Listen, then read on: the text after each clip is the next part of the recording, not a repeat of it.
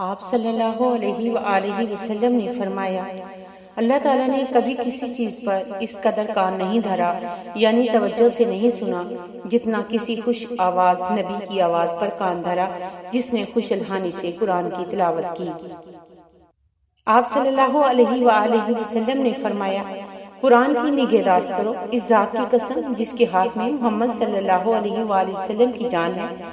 یہ بھاگنے میں پاؤں بندھے اونٹوں سے بڑھ کر ہے۔ حضرت عبداللہ بن مسعود رضی اللہ تعالیٰ عنہ نے کہا کہ قرآن کے ساتھ تجدید عہد کرتے رہا کرو، کیونکہ وہ انسانوں کے سینوں سے بھاگ جانے میں اپنے پاؤں کی رسیوں سے نکل بھاگنے والے اونٹوں سے بھی بڑھ کر ہے۔ اور کہا، رسول اللہ صلی اللہ علیہ وآلہ وسلم نے فرمایا ہے، تم میں سے کسی کو یہ نہیں کہنا چاہیے کہ میں فلاں فلاں آیت بھول گیا ہوں، بلکہ اسے بھلوا دیا گیا ہے۔ رسول اللہ صلی اللہ علیہ وآلہ وسلم نے فرمایا،